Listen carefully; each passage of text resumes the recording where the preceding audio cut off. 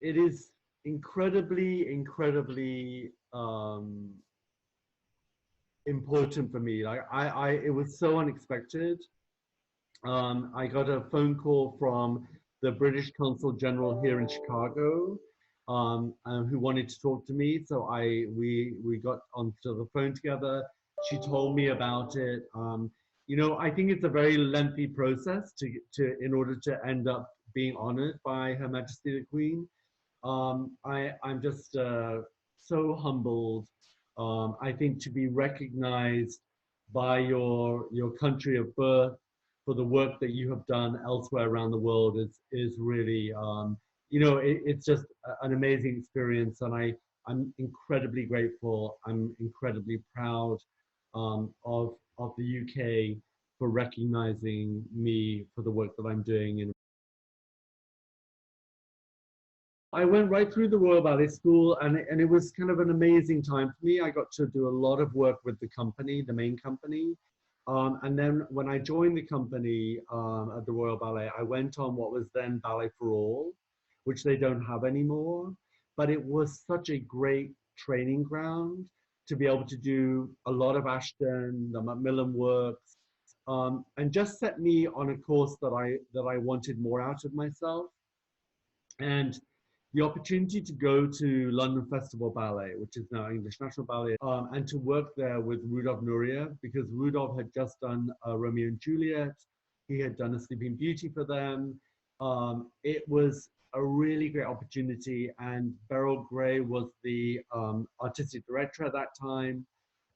So I joined the company, and then shortly after that, John Field became the artistic director. And between John Field and Betty Anderton, Elizabeth Anderton, who is still teaching at the Royal Opera House, you know, they gave me so many opportunities. I got to work with Glenn Tetley, Andre Prokofiev, Rudolf Nureyev. I mean, it was really endless. And just, I mean, opportunity is everything. And and so I was there for 3 years before I then made a big move across the world to Australia. You know, it's like beginning again. I seem to have always wanted to keep challenging myself. But I remember getting to Australia, getting to Melbourne, and I was going to take quite a long rest because I'd come straight from performing in London. I was going to take about a 10-day vacation, but after a few days, I went in to do class. Dame Peggy Van Prague was still around. Marilyn Rowe was running the company. And they cast me to do Albrecht. And so I went in and worked with Dame Peggy Van Prague on her production of Giselle. I mean, amazing.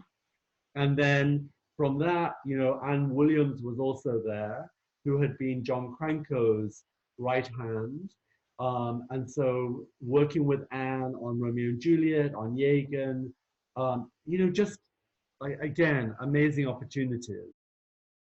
I think that what was amazing about Anne Williams was that, you know, because she knew Cranko's work so well and she had worked so closely with him, that whole idea of having a reason about why you're doing what you're doing, who is that character that you're playing. And so she would constantly ask many questions about her. And she was a stickler in a really nurturing way. And I've always remembered my time with her because I thought it was really important. I think it kind of shaped me later on in my career because I was still really young at the time.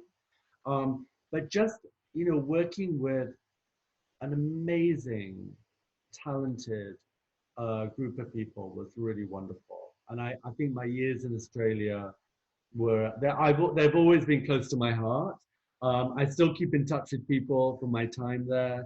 I know David McAllister very well because we both danced in the company together. So I love that our world, the world of dance, the ballet world, it is a family, and we're close, and I think we're really good about keeping in touch.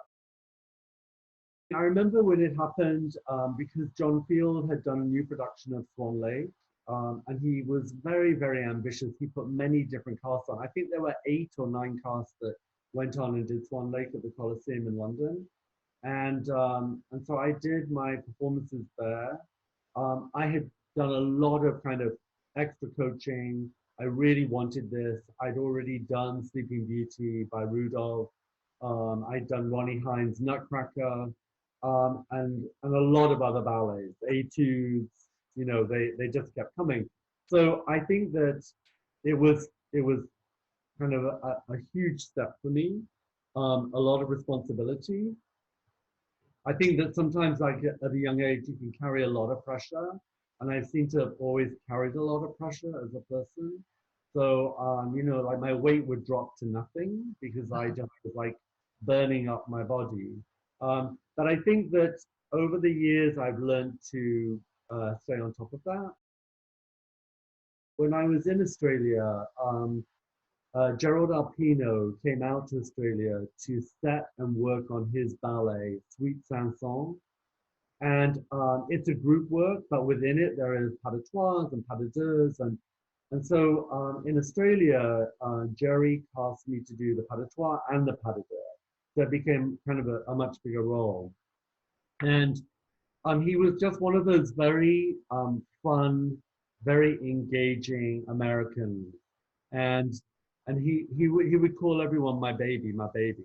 And so I remember him saying, you know, my baby, you need to come meet Robert Joffrey. And so, you know, circumstances in my own personal life, my father not being well, I was traveling backwards and forwards to the UK to see him.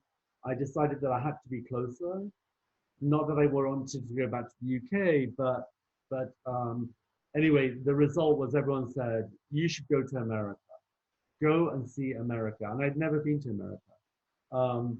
So I got on a plane and I came to New York, and I met Robert Joffrey, and I saw Gerald Arpino again, and I joined the Joffrey Ballet, which was really, really informative for me. I think because the Joffrey is a different idea than any other ballet company. There is no ranking here. It is an all-star, no-star company. And Joffrey gave me like a huge amount of opportunities.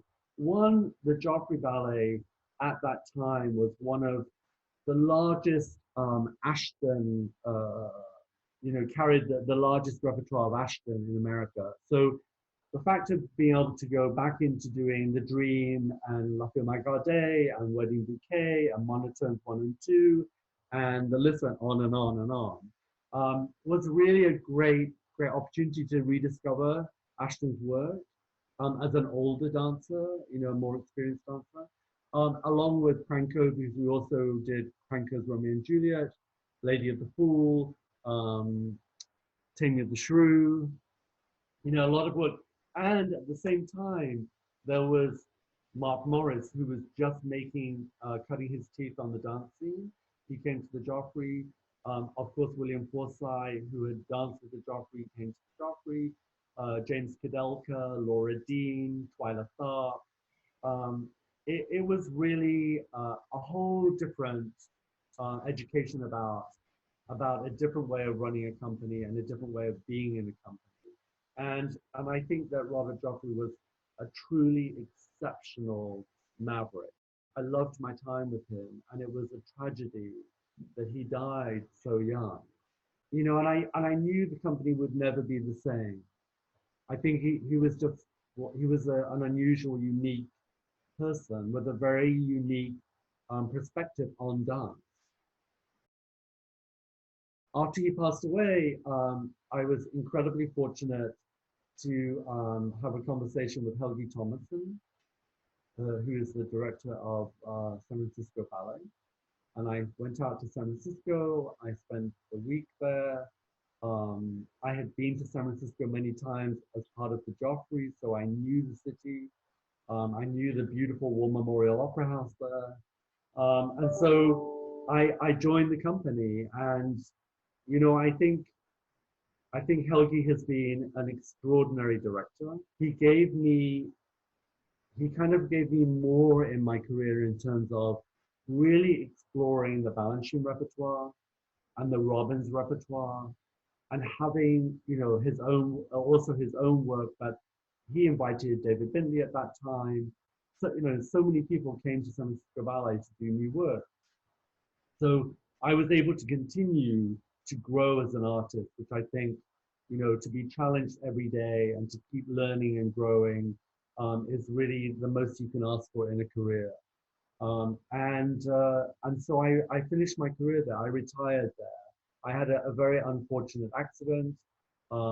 It ended my career, but again, thanks to Helgi, he knew that he wanted me to stay there.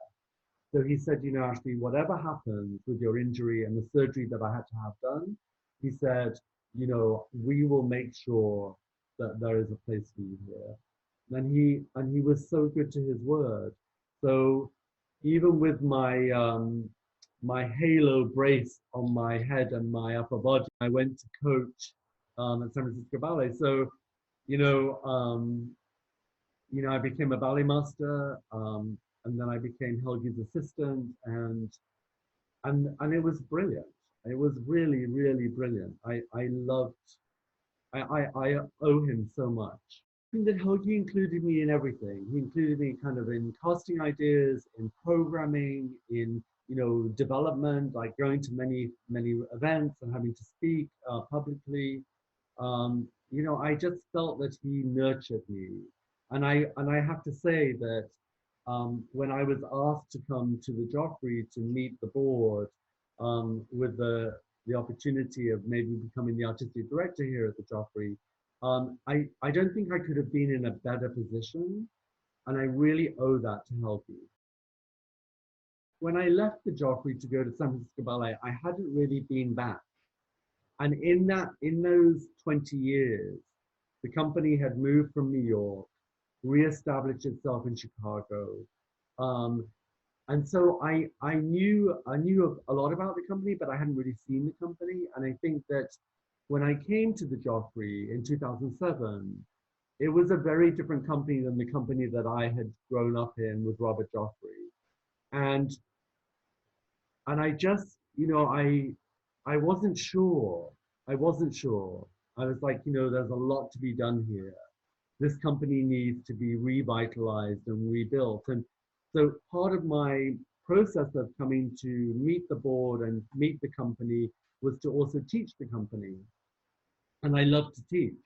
So I taught the company, and the response and the reception that I was given by the company brought an emotional impact to me, and I just kept thinking about Robert Joffrey, and so the opportunity to follow in his and Gerald Arpino's footsteps was really I felt a responsibility. I felt an amazing love, an amazing responsibility, and so I have been here now 13 years. We have built our own home here in Chicago. We have built our own academy, the Academy of Dance, which is the official school for the company here in Chicago. We have an outstanding company of really talented individuals. We have, increased our repertoire, increased our performances. And so, it's to be able to sit here today and say that as a company, we have no debt. And I'm really proud of our board of directors and the entire administration here. Greg Cameron, who is our CEO and president, is truly like to have a partner to work with. It is all of us together. And I feel like the way we do business, the way we talk and plan, it is a very inclusive environment. And so, we've done great things on a lean shoestring.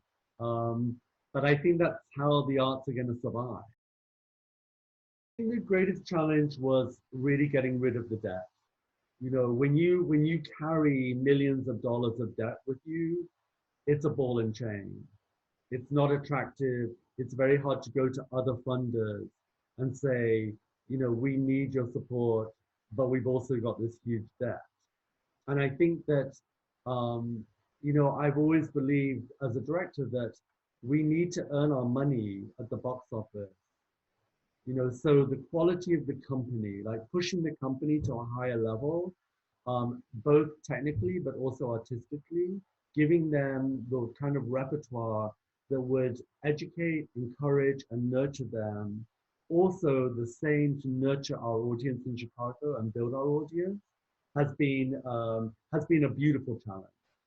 And and when Greg Cameron came to the Joffrey, he took all the ball and chain and all the hard financial problems, and we had a plan. And once that went away, then you could go and talk to people about the long vision of the company and where we want to be. And so, you know, um, having been able to recreate a new Nutcracker with Christopher Wilden, last year we did a brand new world premiere of Anna Karenina by Yuri Pozikov with a commission score by Ilya Demunsky. We have so many people coming in the door. Kathy Marston, we just did her beautiful Jane Eyre, which was incredibly successful in Chicago. Andrew McNichol, who's a young British choreographer, came and did a beautiful work last year. Andrea Walker, um, Stephanie Martinez. There are so many people coming to work with the Joffrey. Wayne McGregor has been here, and I think that when I came here, there was this idea that Chicago was not a dance town. To many people, it is definitely a dance town, and I think there are a lot of people to credit with that, and some of those people would be La Lubavitch, and Jay Frankie, who started the Chicago Dancing Festival. Every summer, thousands and thousands of people came to see all these different companies from all across the world for free. And I think it built an appetite for what we have today. We're about to open a new program which has Christopher Wilden, Justin Peck, Stephanie Martinez, Idzik Galili on it. So, I think that there is a lot of great things happening here. And for all your listeners and your viewers, next year we move to the Lyric Opera House and become, that will become our permanent home. So it's a beautiful venue. It's allowed us to do a lot of new thinking. So I think that next year we have a hugely ambitious season, but also an amazing season. I think it works really well. I think that you have to understand it and accept it. And I think that, we have dancers from 17 different countries. Um, I think that I have always believed in opportunity, and I think that that came to me at a very, very young age from being in the UK, from working with people that gave me opportunity. I want to give that opportunity to dancers today.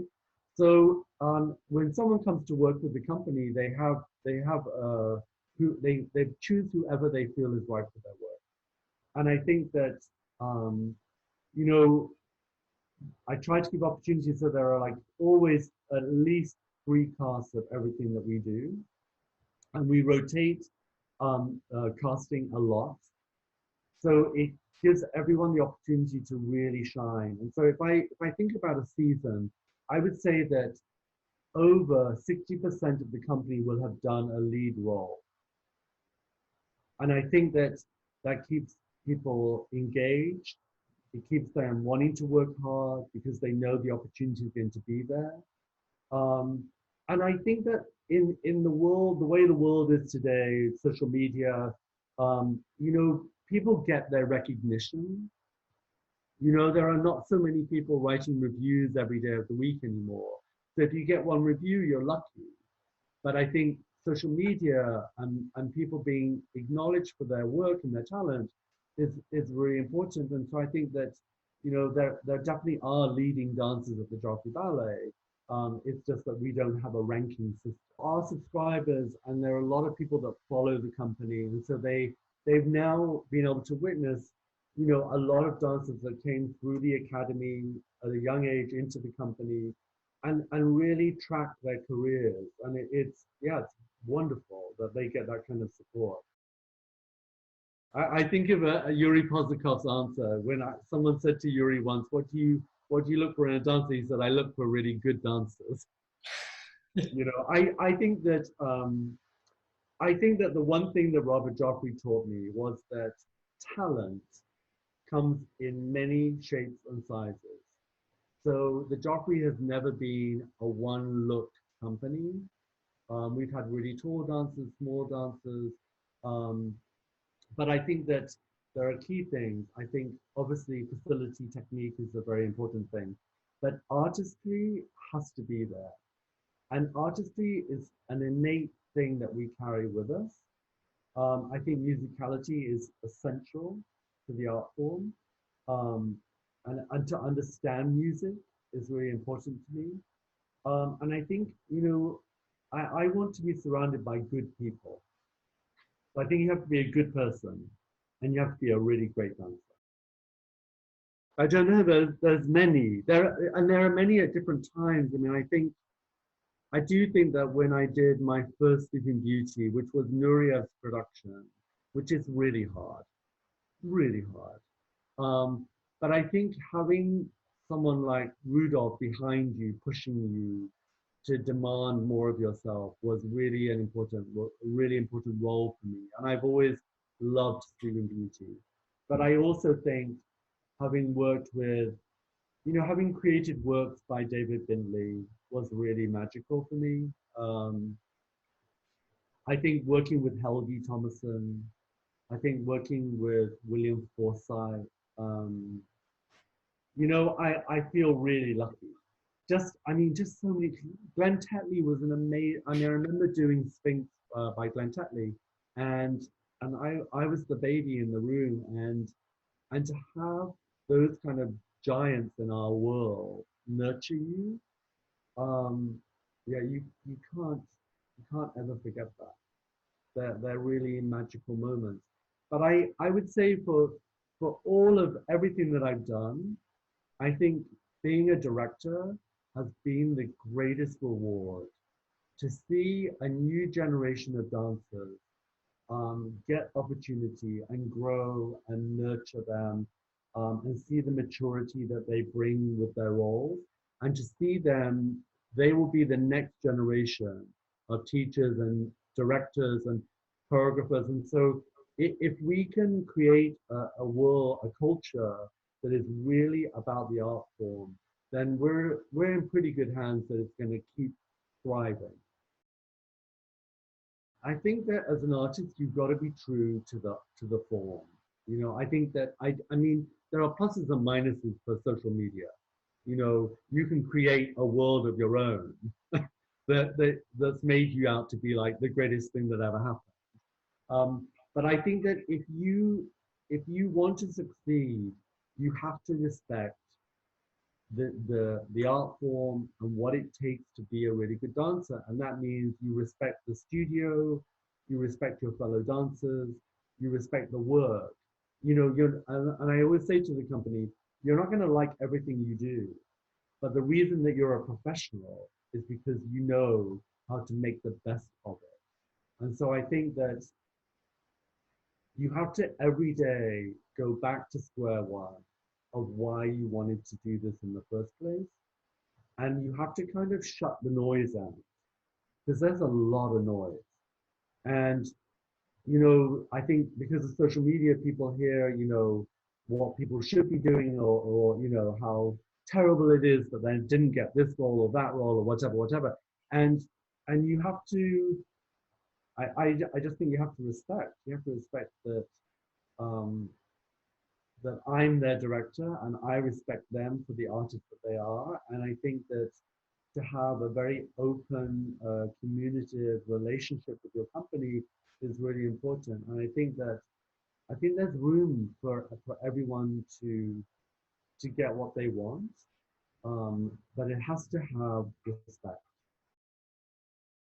A year ago, I had a lot more spinal surgery, but it's been incredibly successful. So I am really happy that I'm back in the studio and I feel really good. And so the kind of the way I see it here at the Joffrey is that the school and the company are all in one building.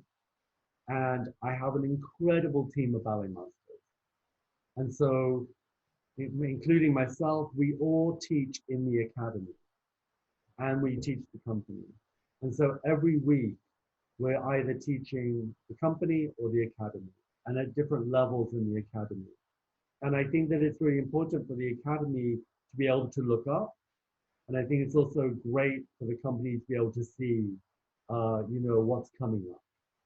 So it's been really a win-win situation.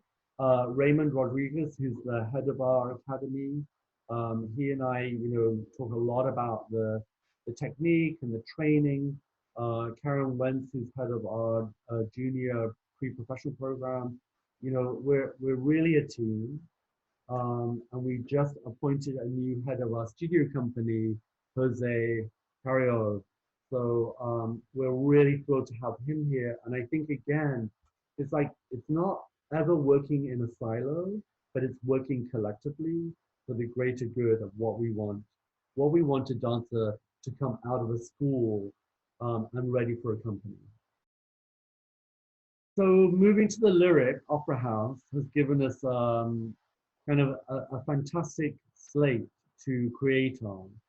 So I can tell you that in the next 5 years, we will be creating 3 new world premieres of full-length ballet, amongst many other short new works, and bringing repertoire to Chicago that Chicago has not seen. So I think it's the balance of, bringing existing work, creating new work.